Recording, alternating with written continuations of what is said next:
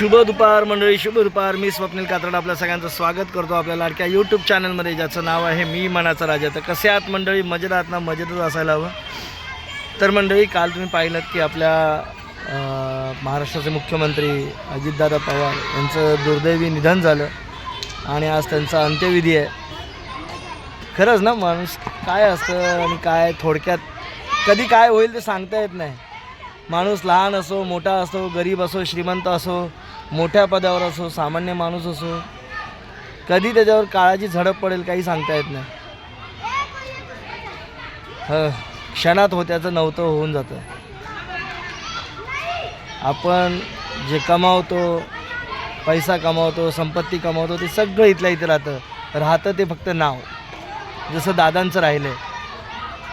विचार करा, म्हणजे खरं माणसं बोलतात ना की मेल्यानंतर संपत्ती नका बघू, पण अंत्यविधीसाठी जी माणसं आली आहेत ना ती बघा. आज अक्षरशः बारामती शहर, पुणे शहर बंद आहे. काल बीड शहर देखील बंद होतं. आता राष्ट्रीय दुखवटा आहे 3 दिवसाचा. म्हणजे किती हळहळलीत माणसं. म्हणजे हे तर राष्ट्रीय दुःख झालं म्हणा, पण खरोखर लोक अक्षरशः रडत आहेत. सामान्य नागरिक रडत आहेत तिकडचे. म्हणतात ना, दादा नेहमी वेळ पाळायचे, वेळेवर जायचे. वेळेवर येणारा माणूस मात्र वेळेच्या आधी निघून गेला. सल तर नेहमीच महाराष्ट्राला राहील. ही पोकळी त्यांची कोणच भरून काढणार नाही. आणि हृदयद्रावक खरंच घटना आहे. अशा घटना खूप वाईट असतात, मनाला व्यथित करून जातात. म्हणजे काल आपण त्या अक्षरशः मूडमहीन होतो, पण अक्षरशः सगळीकडनं कन्फर्मेशन येईस तर वाटलंच नाही की असं काही झालं आहे म्हणून. असा विश्वासच बसेना. आणि हे माझंच नाही आहे, सगळ्यांच्याच बाबतीत असं झालं. आणि अजून देखील विश्वास बसत नाही आहे. दादा उठतील आणि कुठनं तरी भाषणात काहीतरी बोलतील असं सगळ्यांनाच वाटते. काल सगळ्याच त्यांच्या विरोधातल्या लोकांनी, त्यांच्या समर्थकांनी, सगळ्यांनीच त्यांच्याविषयी भरभरून सांगितलं, त्यांच्या आठवणी सांगितल्या. आता इथून पुढे त्या आठवणीतच राहतील. असो, आपल्या चॅनलतर्फे त्यांना आपण श्रद्धांजली वाहिली. असंही नेतृत्व पुन्हा होणे नाही. खरंच त्यांच्यासारखे तेच असतात. त्या व्यक्ती परत कधीच निर्माण होत नाहीत, होऊ शकत नाहीत. अशा गोष्टी आहेत या. असो, तर म्हणजे आता मैदानात बसलो. जरा मैदान मुलं खेळत आहेत सगळी.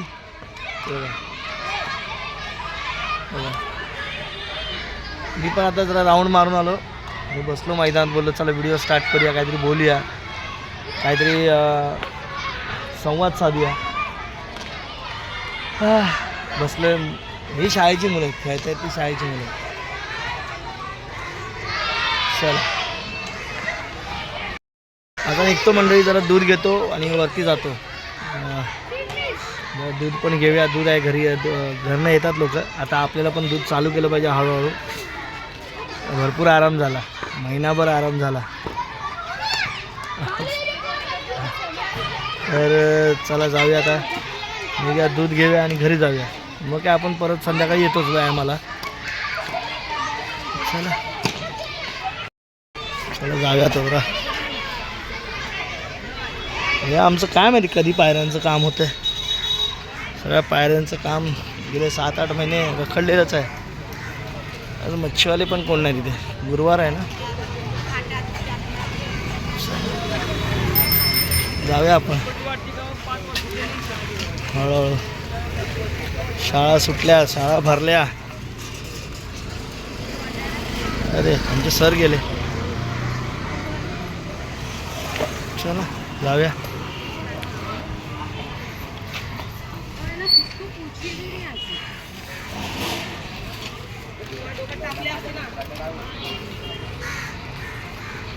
चला, सामान तर घेतलेलं आहे. दूध वगैरे घेतलेले हातात.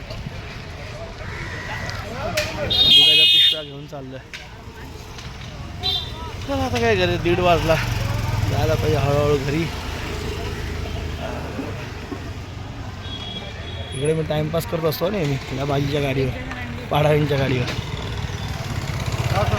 इकडे फिरत पण असतो. चला जाऊया. चला आपण चाललो आता घरी. कंटाळा आला.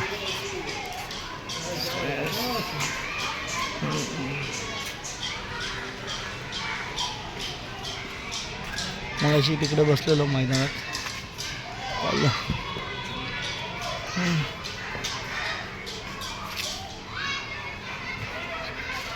चला मग बाकी काय म्हणता. हवेत गारवा मस्त होता मंडळी.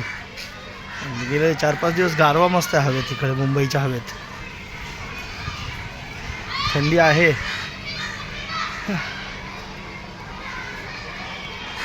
आमचं मैदान भारी आहे ना. पण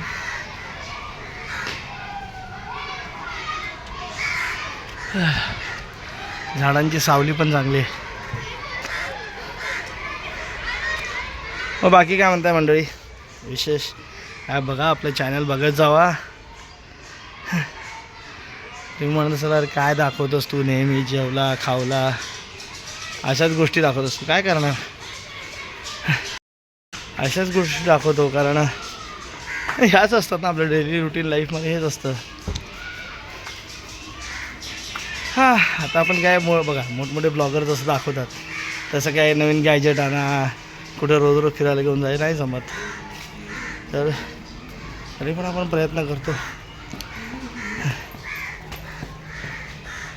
शूट करण्याचं दाखवण्याचं.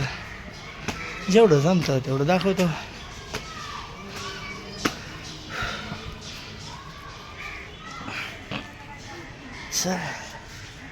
हळूहळू चालवा गाडी.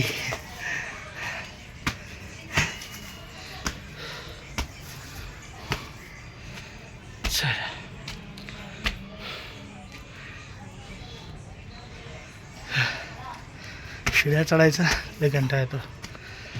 काय करणार.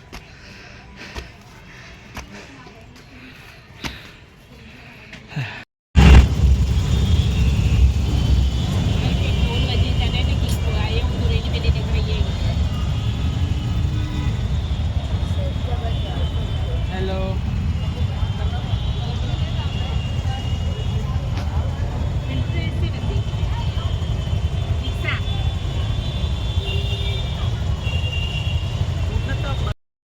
तर चला म्हणजे आता झोपतो. पुन्हा भेटू उद्या सकाळी. तोपर्यंत ta ta bye bye good night शुभरात्री. भरपूर वेळ झाला आहे आणि चला बाय बाय.